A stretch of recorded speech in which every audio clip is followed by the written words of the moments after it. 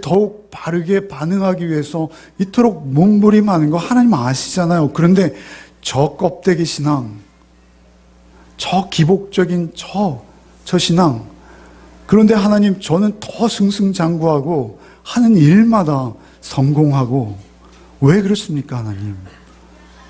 이런 질문을 할 수 있는 것이죠. 사실은 예레미야 당시에 예레미야의 입장에선 더욱 그랬습니다. 예레미야가 하나님의 뜻을 전하고 있어요. 그것은 무엇입니까? 너희의 범죄로 인해 바벨론이 이제 너희를 쳐들어왔다. 쳐들어올 것이다. 그러면 그것을 인정하고 그들에게 항복하고 굴복해라. 그리고 하나님을 향해 돌이켜라. 라는 것이 예레미야의 메시지였다면 이스라엘의 반응은 무엇입니까? 우리가 절대 다른 나라는 몰라도 바벨론에게 굴복할 수는 없다. 우리가 애굽의 도움을 받아 바벨론을 물리치겠다. 이것이 그들의 애국주의였습니다. 애국주의예요. 그런 상황에 대해서 하나님께서는 사실은 12장 1절부터 6절, 2절, 3절, 4절, 5절, 6절까지 엄청난 대답을 주셨어요. 그런데 그것은 오늘의 본문이 아니고 논지가 아니기 때문에 여러분의 묵상으로 대신하겠습니다. 근데 7절부터도 역시 이 질문, 왜 반역한 자, 더구나 악인이라는 것은 선의 반대 개념이에요. 그러니까 악인이 잘 되고 형통하고 그리고 반역한 자가 평안한 것은 무슨 연고입니까? 이렇게 묻고 있는 예레미야. 그런데 중요한 것은 하나님께서 거기에 대한 답변을 주시는 것이죠. 우리가 한 절 한 절 읽으면서 나누겠습니다. 7절 말씀 먼저 읽겠습니다. 내가 내 집을 버리며 내 소유를 내던져 내 마음으로 사랑하는 것을 그 원수의 손에 넘겼나니. 하나님께서는 그 답변 중에 가장 중요한 답변이 시작되는 거예요. 7절에 뭐요? 내 집을 버리며 내 소유를 내던져 내 마음으로 사랑하는 것. 이것은 누구입니까? 이스라엘이에요. 유다예요. 내 집이라는 건 뭐죠? 하나님의 집은 어디입니까? 그때 당시에는 예루살렘에 있는 하나님의 성전이었겠죠. 여기서 우리가 좀 더 확대해서 보면 오늘 우리 신약에서는 누구입니까? 우리 성도입니다. 예수께서 성령으로 우리에게 찾아오셨어요. 그래서 우리는 주님 앞에 성전됩니다. 근데 내 집, 내가 거하는 그 집, 내 집을 버리며 내 소유를 내던진다. 내 소유라고 하는 이 단어는 우리 지난주에 기업이라는 단어와 동일한 단어예요. 기업. 소유라는 것은 목, 유산, 상속 이런 의미예요. 그래서 my house라고 말씀하셨어요. my. 여기서 중요한 것은 내 거라는 거예요. 하나님 거라는 거예요. 내 집, 내 소유, 내 유산, 내 상속, 내 목, 그것을 내던지며 내 마음으로 사랑하는 것. 내 마음으로, 마음은 중심을 말하는 거예요. 그러니까 하나님의 중심으로 사랑하는 것. 그것을 어떻게 하셨다고요? 원수의 손에 넘겼다 하세요. 내 집, 내 소유를 버리고 내던지고 심지어는 원수의 손에 넘겼다 이렇게 말씀하세요. 그러니까 지금까지 하나님께서는 그들의 번영과 그들의 형통, 그들의 평안을 참고 오래 참으신 거예요. 그러다가 하나님의 한계에 이르러서 그들을 버리셨다 이렇게 말씀하신 거예요. 버리실 수밖에 없는 이유가 있어요. 그것이 8절입니다. 8절을 한번 같이 읽겠습니다. 내 소유가 숲속의 사자같이 되어서 나를 향하여 그 소리를 내므로 내가 그를 미워했습니다. 놀랍게도 이스라엘이 말이죠. 숲속의 사자와 같이 되었다라고 지금 고발하시는 거예요. 숲속의 사자를 아십니까, 여러분? 숲에 가만히 웅크리고 그리고 옅은 소리로 으르렁거리는, 그리고 먹이를 보자 포효하며 사자의 울음이 들리면요, 약한 짐승들은 오금이 저려서 움직일 수가 없다고 해요. 그런데 그 사자의 음성을 감히 하나님을 향해서 내는 거예요. 여러분, 사자는요, 성경에 긍정적인 개념이 있고요, 부정적인 개념이 있어요. 긍정적인 개념은 유다 지파를 하나님께서 창세기 48장에 축복하실 때 사자에 비유하세요. 용맹하고요. 다윗이 또한 이스라엘의 사자 내종이라는 칭찬을 받아요. 그런데 우리가 잘 알듯이 베드로는 사자를 어떻게 표현하죠? 우는 사자가 삼킬 자를 찾는다, 이런 표현을 하시죠. 그것은 사자가 하나님께서 택한 백성일 때는 하나님의 뜻을 실현하기에 용맹한 그러한 모습이지만, 반대로 그가 하나님의 뜻을 떠났을 때는 그 사자는 약육강식의 논리에 따라서 오직 자기의 힘과 자기의 꾀만을 의지해서 하나님을 의지하지 않고 작은 동물들 내지는 자기보다 힘없는 동물들을 잡아 먹으면서 사는 동물이에요. 근데 이사야서에 우리가 사자의 굴에 어린아이가 뱀의 굴이죠. 사자가 풀을 먹는다, 이런 표현이 있잖아요. 그러니까 사실 우리가 하나님이 우리의 목자 되시고 우리는 하나님의 어린 양이어야 하는데, 우리가 그 부정적 의미의 사자가 되어서 하나님을 향해서 으르렁거리는 거예요. 여러분, 하나님을 향해서 으르렁거린 적 저 없어요. 할지 모르겠으나 우리가 하나님의 뜻을 따르지 않고 하나님의 뜻과 정반대로 행하며 소위 신앙생활 한다는 우리가 나의 욕심과 나의 꾀와 나의 논리에 따라서 하나님 이거 주세요, 이거 안 주시면 하나님도 아니세요, 이런 거 있지 않습니까? 하나님, 제가 뭐 큰 거 요구합니까? 저희 성도들 50명만 주세요. 우리가 그런 외적 어떤 숫자와 성장, 부흥, 그런 것에 우리가 쉽게 끌려갈 수 있는 자들이에요. 그런데 그것에 우리가 한번 잡히면 말이죠, 우리가 결코 하나님 편이 될 수가 없어요. 그래서 하나님을 향해서 오히려 불만하고 불평하고, 하나님을 향해서 오히려 우리의 마음에 앙금이 쌓이기 시작하는 거예요. 그런데 그것들이 소리를 내기 시작하는 거예요. 그런데 그 소리가 하나님 듣기에는, 하나님 들으시기에는 그것이 숲의 사자가 자기의 먹잇감을 보고 으르렁거리는 그러한 모습, 하나님께 반역하는 모습으로 보일 수밖에 없다는 것입니다. 외형적인, 형식적인 신앙생활만 하면서 하나님의 뜻과 하나님의 교훈에는 전혀 관심이 없이 내 고집과 내 뜻만 쫓아서 사는 우리의 모습 아닙니까? 9절 한번 읽어보겠습니다. 9절 읽겠습니다. 내 소유가 내게 대하여 문이 있는 매가 아니냐? 매들이 그것을 에워싸지 아니하느냐? 너희가 가서 들짐승을 모아다가 그것을 삼키게 하라. 사자에 비유하신 하나님께서 이제는 이스라엘을 향해서, 우리를 향해서 매라고 하세요. 매는요, 히브리어의 어원에 매는 덮친다라는 의미가 있어요. 성경에서 매가 등장할 때는 창세기나 하박국에서요, 아주 잔인하고 포악한 이방 민족이 이스라엘을 덮칠 때, 그 포악함으로 그들을 침공할 때 그들을 매라고 표현하세요.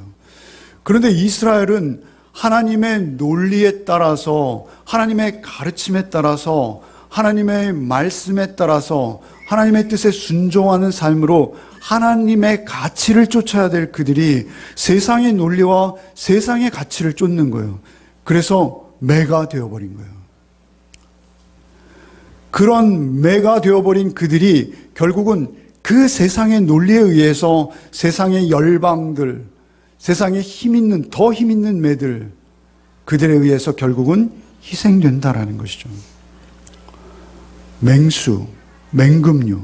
사실 이 매는 말이죠, 히브리어에서 하이에나랑 같은 단어를 써요. 여러분, 하이에나라고 아시죠? 승냥이. 썩은 시체를 먹는.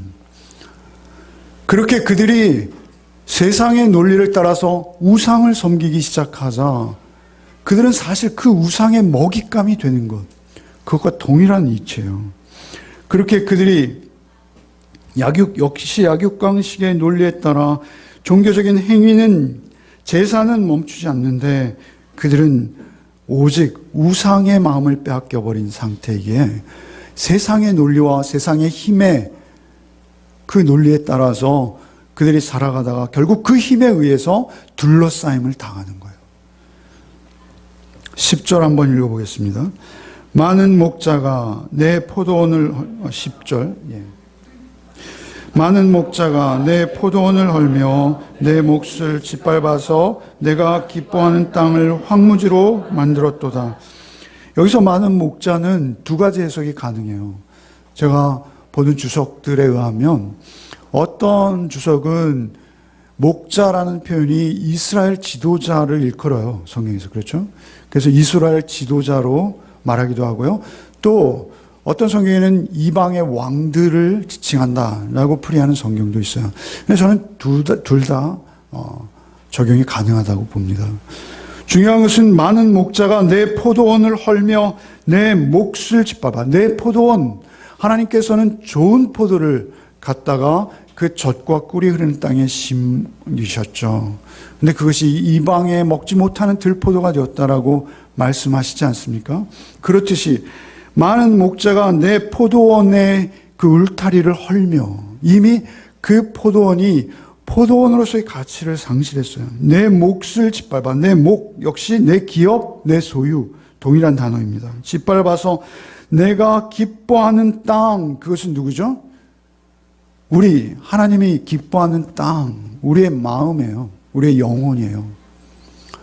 여러분, 하나님께서 기뻐하는 우리 영혼, 하나님의 말씀이 뿌려져서 열매 맺어야 하는 그 우리의 땅, 그 우리의 땅, 기뻐하는 땅을 황무지로 만들었도다. 황무지, 그 포도원이 헐리고 결국은 그것을 다 짓밟아 버려서 그것을 아무 생명도 거할 수 없는 황무지. 하나님께서는 이스라엘을 향해 젖과 꿀이 흐르는 땅이다 이렇게 말씀하셨어요. 그것은 경제적 풍요를 말하는 게 절대 아니에요. 정말 우유가 막 흘러가고 꿀이 막 흘러가는 그런 땅을 말하는 건 아니란 말이죠. 여러분 늘 말씀드리잖아요. 그 땅은 뭐예요? 하나님의 통치와 하나님의 다스림이 실현된 땅. 사자가 풀을 먹고 말이죠. 어린아이가 뱀의 손을 넣고 말이죠. 그런 땅이에요. 그게 젖과 꿀이 흐르는 땅이에요. 사실 정말 경제적 풍요의 땅은 어디입니까? 애굽이에요. 바벨론이 있는 메소포타미아예요. 세계 5대 문명의 발상지들에 애굽은 나일강이 있고요. 메소포타미아에는 유브라테스 강이 있어요. 거기가 젖과 꿀이 흐르는 땅이에요. 팔레스틴, 하나님께서 아브라함에게 떠나라 하시고 주신 땅은 척박한 모래 사막이에요. 거기에는 하나님의 이른 비와 늦은 비가 내려야만 생존할 수 있는 곳이에요. 그래서 오직 하늘만 바라봐야 하는 땅이에요. 그러나 거기가 젖과 꿀이 흐른다라고 하나님 말씀하시는 거예요. 그런데 그 젖과 꿀이 흐르는 땅이 어떻게 되었다고요? 오늘 본문 10절에 황무지가 되었다는 거예요. 황무지가 아무것도 뿌릴 수 없는 땅, 아무것도 자라나지 못하는 땅, 그러한 황무지로 만들었도다. 11절 말씀 한번 같이 읽어보겠습니다. 그들이 이를 황폐하게 하였으므로 그 황무지가 나를 향하여 슬퍼하는도다. 온 땅이 황폐함은 이를 마음에 두는 자가 없음이로다. 그들이 이를 황폐하게 하였으므로 그 땅이 나를 향하여 슬퍼한다. 여러분, 땅은요 슬퍼할 수 없는 존재잖아요. 땅을 의인화해서 하나님께서 표현하시는 거예요. 땅이 슬퍼한다 이렇게 말씀하세요. 무생물인 땅조차도 이제 슬퍼하게 되었구나. 그런데 놀랍게도 이 기가 막힌 상황에서 여호와 하나님으로 인해서 슬퍼하는 자가 이스라엘에게는 없구나 이렇게 말씀하시는 거예요. 그들이 이를 황폐하게 하였으므로 황무지가 나를 향하여 슬퍼하는데 온 땅이 황폐함은 이를 마음에 두는 자가 없음이로다. 그렇게 황폐해졌는데도 아무도 우리가 하나님의 뜻을 떠나서 이 땅이 이렇게 황폐해졌으니 우리가 하나님의 공의와 사랑을 쫓아 회복합시다 라고 바르게 하나님의 말씀으로 그들에게 대언하는 자가 하나도 없다는 거예요. 그래서 그 땅은 더욱이 황폐한데 더욱 황폐해질 수밖에 없다고 하나님이 선언하시는 거예요. 여러분, 우리 예레미야 5장 1절 한번 보실까요? 준비는 안 했지만 바로 우리가 펼쳐놓은 성경을 몇 페이지만 넘기면 5장 1절이 있어요. 5장 1절 같이 한번 읽겠습니다. 너희는 예루살렘 거리로 빨리 왕래하며 그 넓은 거리에서 찾아보고 말하라. 너희가 만일 공의를 행하며 진리를 구하는 자를 한 사람이라도 찾으면 내가 이 성을 사하리라.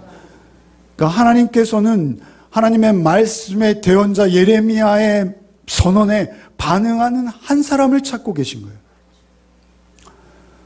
하나님의 공의와 1절에 뭐라 하세요? 만일 하나님의 공의를 행하며 진리를 구하는 자 한 사람이라도 찾으면, 우리가 하나님의 의로우심을 떠나 이토록 불의해져서 약육강식의 사자와 같이 우리가 이렇게 살아서는 안 되겠습니다.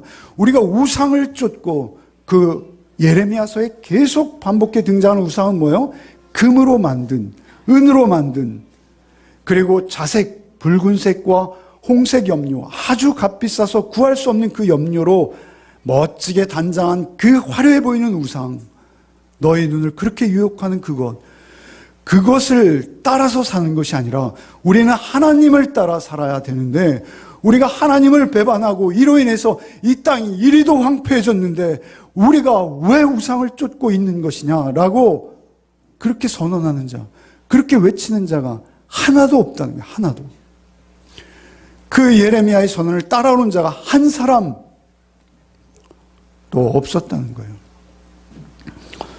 12절 말씀 같이 읽겠습니다. 파괴하는 자들이 광야의 모든 벗은 산 위에 이르렀고 여호와의 칼이 땅 이 끝에서 저 끝까지 삼키니 모든 육체가 평안하지 못하더라. 파괴하는 자들이 광야의 모든 벗은 산, 이 벗은 산은요, 여기선 벗은 산으로 번역되었습니다만 이스라엘이 계속 우상에게 제사했던 낮은 산과 같은 히브리어예요. 그들이, 그 파괴하는 자들이 광야의 모든 벗은 산 위에, 모든 산, 예루살렘의 모든 거리, 예루살렘의 모든 성읍, 그 성읍들 숫자만큼 우상이 있다라고 말씀하셨잖아요. 그런데 그 산, 벗은 산 위에 그 파괴하는 자들이 이르렀고 여호와의 칼이 이 땅 끝에서 저 끝까지 삼키니 모든 육체가 평안하지 못하도다. 이제는 여호와의 칼이라 말씀하세요. 결국 심판은 누구로부터 말미암는 거예요? 하나님이세요. 하나님이세요. 여러분, 우리가 하나님의 심판의 대상이면서 동시에 축복의 대상이 될 수 있는 것은, 하나님은 여러분 심판하신 하나님이세요. 제발. 저도 늘 잊어버리는 건 무엇입니까? 하나님은 심판하지 않으시면 하나님이 아니세요. 하나님은 공의와 불의를 나누시는 분이세요. 하나님은 양과 염소를 나누시는 분이세요. 하나님이 심판하시지 아니하신다면 하나님은 하나님 되실 수 없습니다. 하나님은 우리를 심판하세요. 여호와의 칼이, 여호와의 칼. 파괴하는 자들이 광야의 모든 벗은 산 위에 이르렀고 여호와의 칼이 땅 이 끝에서 저 끝까지 삼키니 모든 육체가 평안하지 못하도다. 모든 육체가 평안하지 못하도다. 결국은 그 심판이 임할 때 그들은 결코 평안할 수 없다. 모든 육체라고 할 때 이 육체는요, 모든 사람이 이렇게 하지 않고 모든 육체가 라고 말씀하실 때 이 육체는 특별히 생명 있는 모든 것을 말하는 거예요. 강조하는 거예요. 생명 있는 모든 것. 풀이든 나무든 짐승이든. 우리 인간이 하나님과의 관계가 끊어지고 하나님의 말씀과 하나님의 계명에 순종하지 아니할 때 우리의 자연도, 우리의 주변도, 우리의 주변에 있는 모든 생물들도 고통 가운데 빠지는 거예요. 로마서 8장 22절 말씀, 우리가 잘 아는 말씀, 피조물이 다 이제까지 함께 탄식하며 함께 고통하는 것을 우리가 안 하니, 이렇게 말씀하시잖아요. 그 피조물일지라도 우리가 그들을 다스리고 그들을 섬겨야 될 우리가 하나님 앞에 범죄함으로 그 피조물들이 오히려 탄식하게 되었다. 창세기에서 우리가 선악의 주체가 되어버렸잖아요. 선악의 주체는 하나님이신데 내가 하나님의 말씀을 재단하고 마음대로 해석하고 마음대로 내 뜻대로 하나님의 말씀을 주물러 버렸을 때, 그래서 우리가 어떻게 됩니까? 아담이 창세기에 땅이 내게 가시덤불과 엉겅퀴를 낼 것이다 라는 저주를 받는 거예요. 결국 우리가 하나님 앞에 범죄할 때 우리의 환경은 척박해지는 것입니다. 민둥산이 되는 것이죠. 여러분, 우리 인간의 탐욕이요, 어떻게 하든지 적은 자원으로 많은 전기를 생산하고자 하는 게 원전 아닙니까? 좀 너무 우리와 피부에 안 닿는 이야기를 해서 죄송하지만 그 결과가 탐욕으로 그 생산비와 또 그 건설의 과정들을 조금 더 적은 비용으로 하기 위해서 꾀를 낸 것이 소련의 체르노빌이요, 또 지진과 쓰나미가 올 수 있었던 일본의 하여튼 거기. 그런 일들은 우리 삶 속에 많아요. 우리 삶 속에 셀 수 없이 많아요. 나라의 일이 아니라 우리가 하나님의 말씀이 또는 성령이 나에게 말씀하시는데 나의 작은 이익관계와 손익계산에 의해서 우리가 하나님의 말씀을 불순종하고 외면하고 하나님 말씀으로부터 무시하고 돌이키는 적이 저와 여러분의 삶 속에 많습니다. 결국은 그렇게 해서 13절이 되는 것이죠. 13절 한번 같이 읽겠습니다. 무리가 밀을 심어도 가시를 거두며 수고하여도 소득이 없은즉 그 소산으로 말미암아 스스로 수치를 당하니 이는 여호와의 분노로 말미암이라. 밀을 심어도 가시를 거두며 수고하여도 소득이 없은즉, 가시와 엉겅퀴를 내요. 그런데 사실은 이것도 우리에게 저주이지만 이것보다 더 큰 저주가 있어요. 무슨 무엇입니까? 그 소산으로 말미암아 스스로 수치를 당하나니. 그런데 놀랍게도 그것이 열매가 되고 어떤 소득이 되었는데 그것이 자랑이 아니라 그것이 오히려 뭐가 되는 거예요? 수치가 되는 거예요. 여러분, 내가 그렇게 애주중지 쌓아놓은 재물이 내가 그렇게 애주중지 여기며 어떻게든 한번 성공시켜보고 출세시켜보고 좀 잘 살게 해보고자 했던 내 자녀가 오히려 나에게 부끄러움이 되는 적이 얼마나 많습니까? 우리의 소유가 우리에게 쌓아놓은 13절 말씀을 보십시오. 그 소산으로 말미암아 스스로 수치를 당하나니 이는 여호와의 분노로 말미암음이라. 매가 되고 사자가 되어서 남들을 수탈하고 강압하고 탈취하고, 그래서 약육강식의 논리에 따라서 어떻게든 내가 유리한 쪽에 붙어서 그렇게 삶의 방식을 취해오던 우리가 어떻게 된다는 거예요? 쌓아놓은 것들이 오히려 우리를 부끄럽게 한다는 거예요. 여러분, 하나님 안에서 여러분이 먹고 마시고 숨쉬고 살지 않는다면 여러분이 땀 흘려 일한 것들조차도 여러분에게 아무 도움이 되지 않는 날이 반드시 있습니다. 그것을 우리는 가슴 깊이 새겨야 할 것이죠. 14절 말씀 한번 같이 읽겠습니다. 내가 내 백성 이스라엘에게 기업으로 준 소유에 손을 대는 나의 모든 악한 이웃에 대하여 여호와께서 이와 같이 말씀하시니라. 보라, 내가 그들을 그 땅에서 뿌리. 놀라운 것은 말이죠, 여기서부터 반전이 시작되는 거예요. 하나님의 말씀의 반전은요, 우리의 논리나 우리의 이성으로 따라가기가 어렵습니다. 그러나 중요한 것은 하나님께서 그 타락한 사자와 같이 되어버린, 그 매화와 같이 되어버린 그 이스라엘 향해서 아직도 내 백성이라 하세요. 내가 내 백성 이스라엘에게 기업으로 준 소유의 손을 대는 나의 모든 악한 이웃에 대하여, 반전이 여기서부터 시작되는 거예요. 나의 악한 이웃은 누구죠? 느부갓네살이 있는 바벨론이에요. 아수르예요. 애굽이에요. 그렇죠?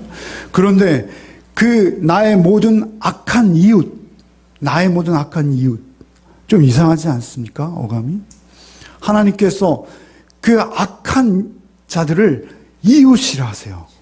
이것은 반전이 시작되는 거예요. 여러분, 성경은 참으로 정교합니다. 정밀합니다. 그래서 하나님께서 그 반전을 시작하시면서 그 호칭에 이런 어휘를, 이런 단어를 넣으셨어요. 여러분, 이웃이라는 이 단어는요, 샤켄이라는 히브리어인데요.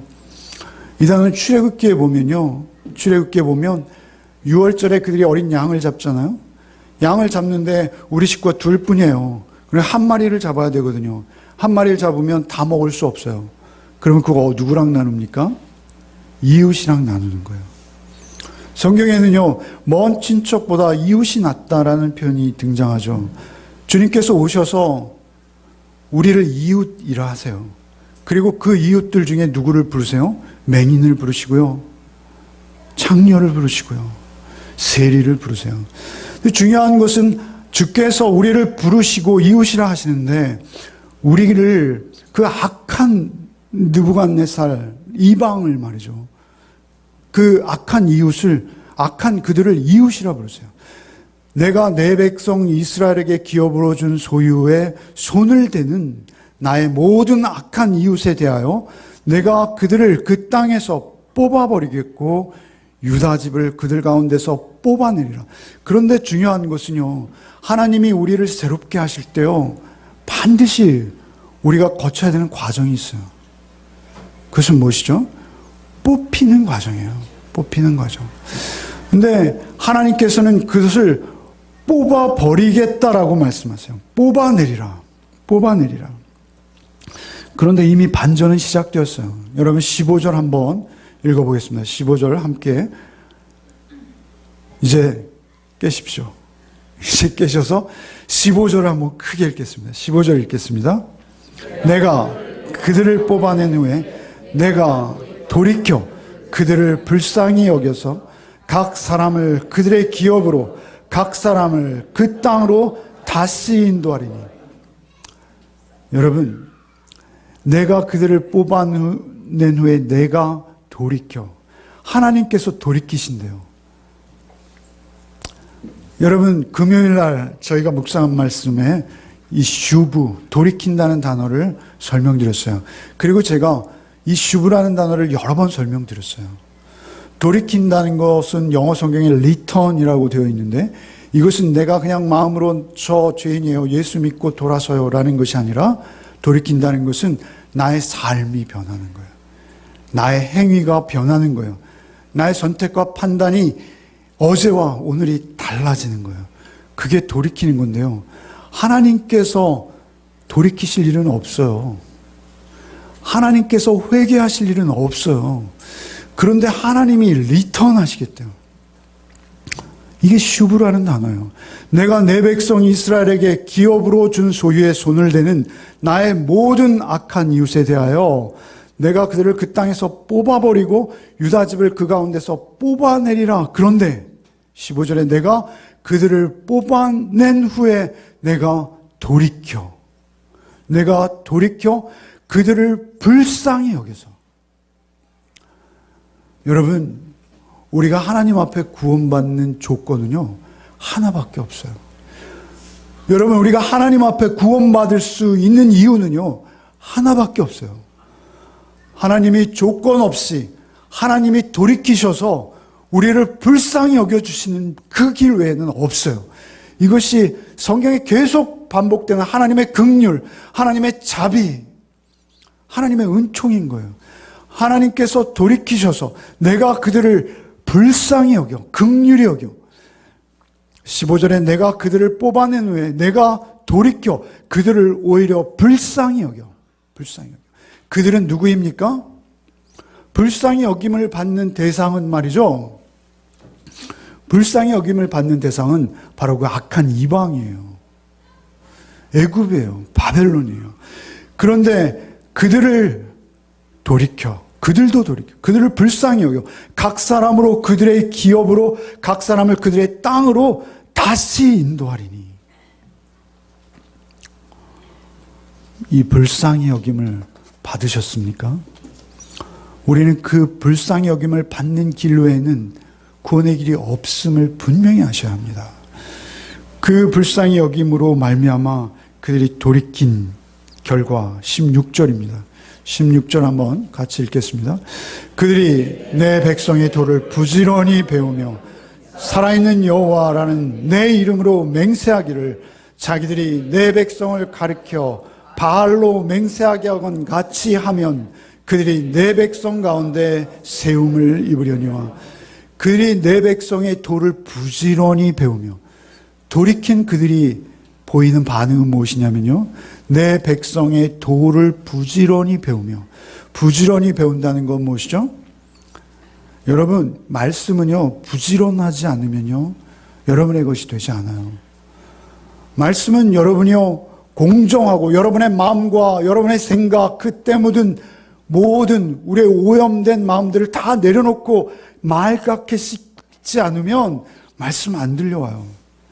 기도에 부지런해야 하고요.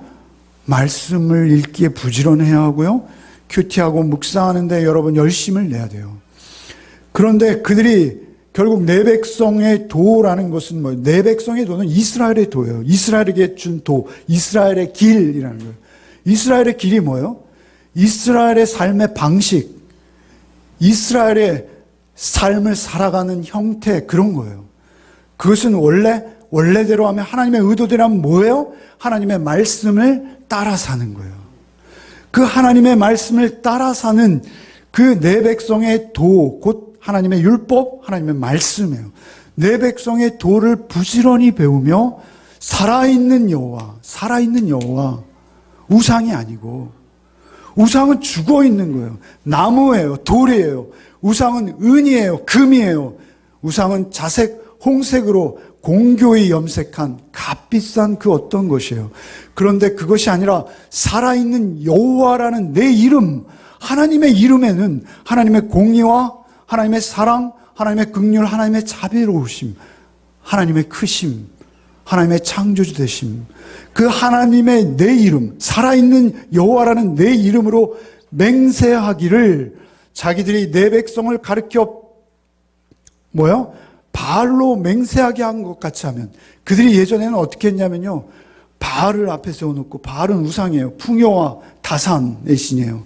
그 바알을 세워놓고 이스라엘 사람들을 불러들여서 야, 너희 하나님은 거짓말이야. 이 바알이 진짜 신이야. 이 앞에 무릎 꿇어. 이 앞에 절해.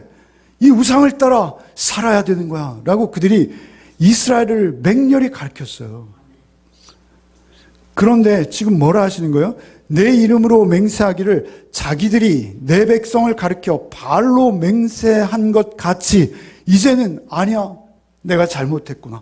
이 바알은 죽은 거야. 이 바알은 아무 힘도 능력도 없어. 이 바알은 우리를 간섭할 수 없는 것이야. 이것은 오히려 우리의 수단일 뿐이지. 이것이 하나님의 피조물이야.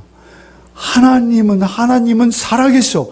그 이름을 우리가 배우며 묵상하며 그 이름을 따라서 사는 게 우리야. 라고 그들이 열심히 가르치기 시작하는 거예요. 우리 이거 오해하면 안 돼요. 오해하는 건 뭐냐면요, 여러분이 할 수 없다는 거예요. 여러분이 하나님의 내 백성의 도, 율법을 열심히 부지런히 배우고 그리고 여호와라는 이름으로 맹세하는 것, 그건 말이죠, 뭐라 하세요? 16절 후반절 같이 한번 읽어보시죠. 그들이 내 백성 가운데에서 세움을 입으려니와. 하나님이 뽑았어요. 그리고 다시 세우시는 거예요. 뽑는 분도 하나님이시고 세우시는 분도 하나님이 있어요. 그래서 예레미야 1장에 우리가 하나님은 뽑고 파괴하고 세우시는 분이라는 말씀을 여러 번 반복하시잖아요. 우리에게 있어서 하나님은 오직 유일하신 하나님이시오. 그 하나님의 은혜와 긍휼만으로 우리는 세움을 입을 수 있어요. 그래서 내 백성 가운데 세움을 입으려니와 라는데 사실은 이것은 완료형이에요. 히브리어는 완료형이에요. 여러분, 하나님은 묵시 가운데 계신 분이시죠. 하나님은 영원 속에 계세요. 우리처럼 시간과 공간에 갇혀 있지 않으세요. 하나님께서는 사실은 이 말씀은 좀 더 우주적으로 우리가 봐야 돼요. 이 말씀 속에는 뭐가 있어요? 하나님께서 앞으로 또한 이렇게 하시겠다는 거예요. 여러분, 우리의 구원은요, 혈통이나 어떤 전통이나 이런 거에 의하지 않고요, 하나님의 말씀을 사모하며 부지런히 배우고 또한 하나님의 이름으로 맹세할 수 있는 그 믿음으로 구원이 이루어지는 것입니다. 그래서 그 믿음으로 구원이 이루어진 자들에게 17절 말씀 같은 삶이 나타나는 거예요. 17절 한번 읽어보겠습니다. 그들이 순종하지 아니하면 내가 반드시 그 나라를 뽑아 멸하리라. 그런데 인간의 책임이 있다는 거예요. 우리 주님이 우리를 찾아오셨을 때 그 은혜에 순종하는 자여야 해요. 순종.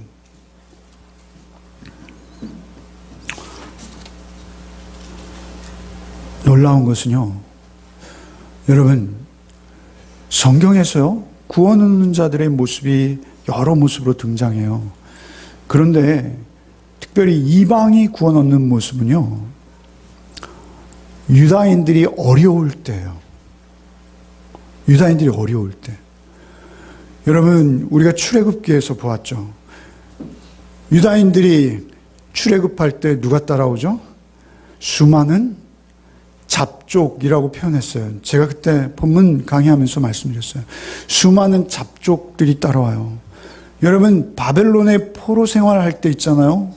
유다인들은 수탈당하고 착취당하고 비참한 노예의 신분이었어요. 그런데 그들이 예루살렘으로 귀환할 때 말이죠, 놀랍게도 그 바벨론의 사람들이 따라와요. 에스라나 느헤미야에 보면요. 그런데 그것은 극히 일부예요. 그 이방인들이 구원 얻는 것은 누구예요? 예수를 통해서 구원 얻어요. 예수는 어떤 분이세요? 예수는요, 오늘 본문으로 표현하자면요, 내 집.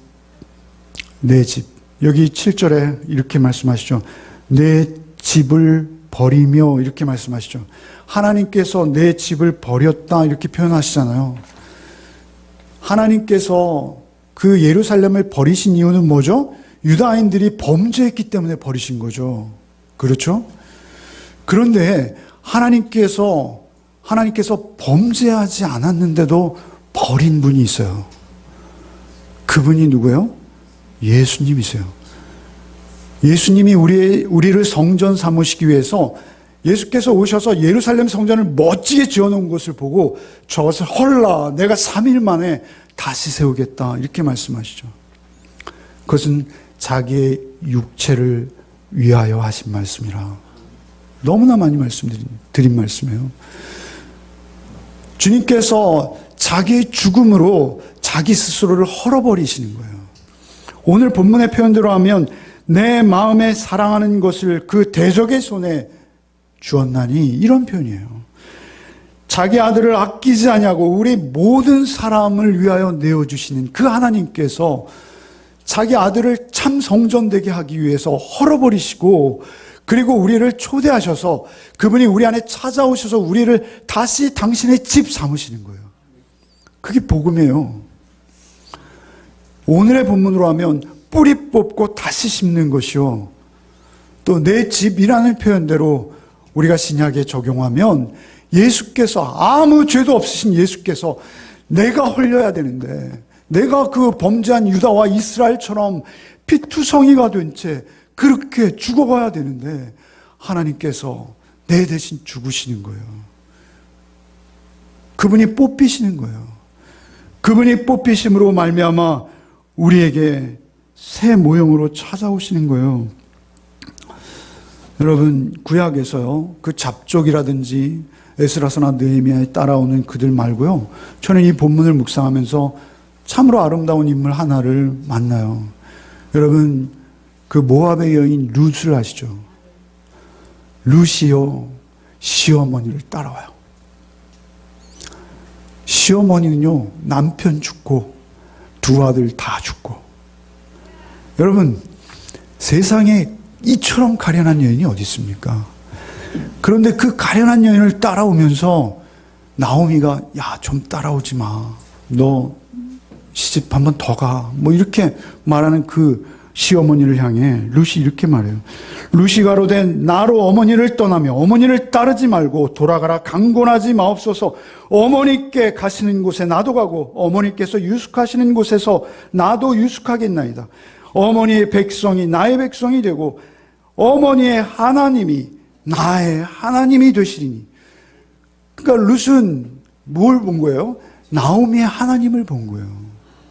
여러분, 룻기를 제가 강의할 때 이런 말씀 드렸어요. 룻은 모압에 신접한 여인, 모압의 신을 이렇게 섬기는 무녀였을 것이다 라고 주석하는 학자들이 많다라고 말씀을 드렸어요. 저는 거기에는 동의하지 않습니다. 어찌되었던 그 모압 여인 룻 있잖아요. 그 모압 여인 룻이 말이죠, 왜 자기의 생명, 자기의 그 남은 생애를 다 포기하고 나오미를 따라갔을까요? 나오미를 심판하신 하나님을 뵌 겁니다. 자기가 섬겼던 신은 아무것도 아닌 우상일 뿐이요, 그 하나님은 공의와 사랑을 행하시는 분이시오, 사생아처럼 당신의 백성을 그저 홀로 두지 아니하시고 때로는 심판하시지만 결국 구원하시고자 하시는 하나님, 살아계신 하나님, 역사하시는 하나님, 그 하나님이신 것을 그가 느낀 거예요. 경험한 거예요. 그래서 시어머니의 치맛자락을 붙들고 그 험한 길을 걸어가는 거예요. 두 며느리 한 며느리 돌아갔어요. 그런데 룻은 끝까지 쫓아오는 거예요. 그 여인을 하나님은 신약 성경이 시작되는 첫 마태복음 1장 첫 페이지에 그 여인의 후손으로 예수를 오게 하시는 거예요. 여러분, 거기에 등장하는 여인들 하나하나 보십시오. 라합, 여리고의 기생, 우리아의 아내, 예?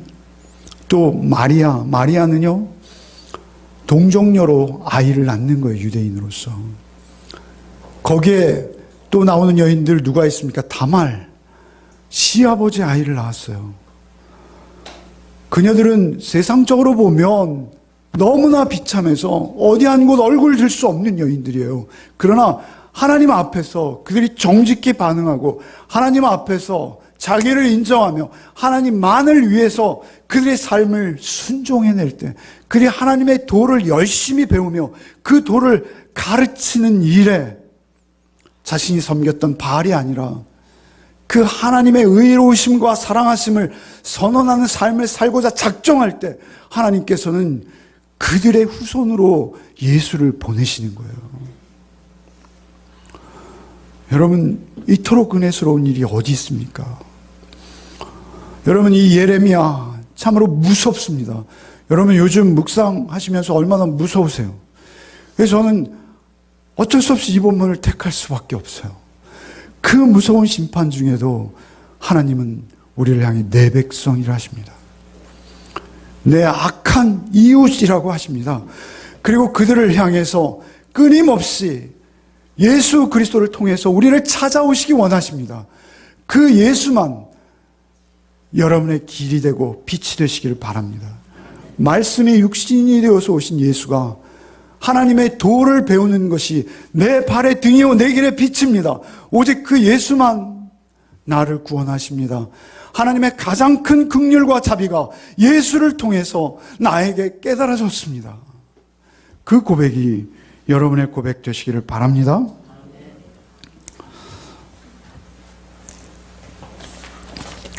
주님, 우리는 악인들의 형통을 보며 불평하며 오히려 부러워하는 자들은 아닌지요. 우리의 모든 상황 속에서도 하나님께서는 하나님의 이름에 합당하게 항상 일하고 계심을 우리가 잊지 않게 하여 주옵소서. 어떤 불리하고 악한 상황 속에서도 오히려 우리의 죄로 인해서 우리를 꾸짖으시며 우리를 채찍으로 때리실 때가 있을지라도 우리가 주님 앞에 절대 순종하는 삶으로 하나님의 영광 드러낼 수 있도록 도와주옵소서. 오히려 우리의 우상들을 내어버리고 우리의 잔꾀를 버리고 하나님만으로, 하나님 안에서 날 위해 십자가에 피 흘리신 예수 그리스도로만 날마다 새로워지는 우리의 삶이 되게 하여 주옵소서. 우리의 허물조차도 가리시기 원하시고 우리를 뿌리 뽑아내셨지만 다시 심어서 생명 주시기 원하시는 우리 구주 예수 그리스도의 이름으로 기도하옵나이다. 아멘. 찬송가 459장인데요. 한번 부르고 마치겠습니다.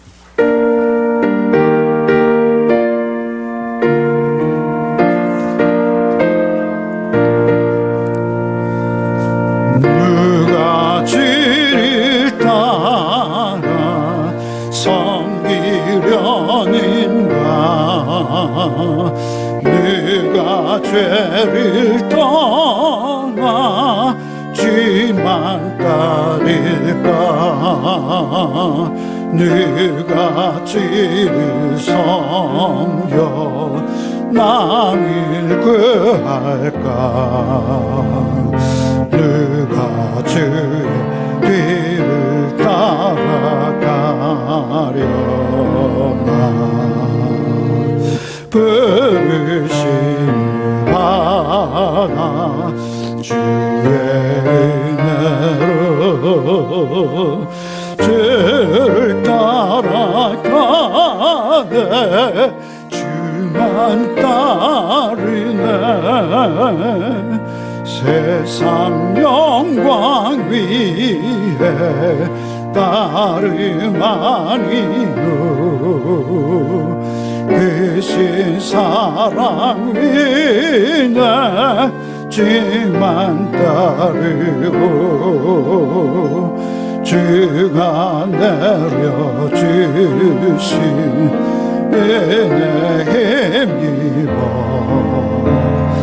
주의 뒤를 따라 힘써 일하네.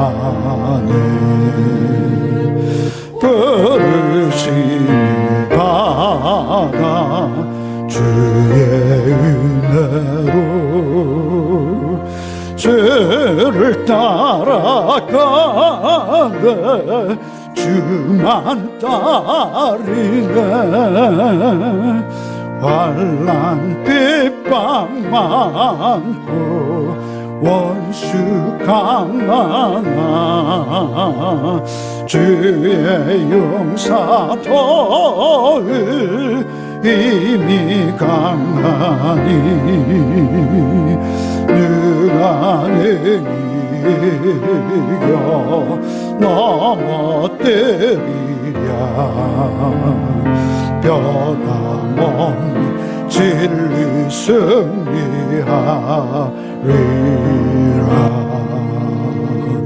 기쁜 찬송하며 주의 은혜로 주를 따라가네. 주만 따르네. 이제는 그 몸을 스스로 허시어서 우리의 성전이 되어주신 예수 그리스도의 은혜와 그 사랑하는 자, 독생자를 우리에게 피 흘리기까지 내어주심으로 우리에게 그 확증하신 하나님의 사랑과 성령의 내주, 교통, 충만하심이 오직 우리를 뽑기도 하시지만 우리를 심기셔서 우리를 영원한 생명으로 하나님 앞에 하나님의 성전으로 우리를 부르신 주의 은혜에 응답하는 예수 모신 삶에 또 한 주를 결심한 우리 가족들 위해 이제로부터 영원토록 함께 계시기를 축원하옵나이다. 아멘.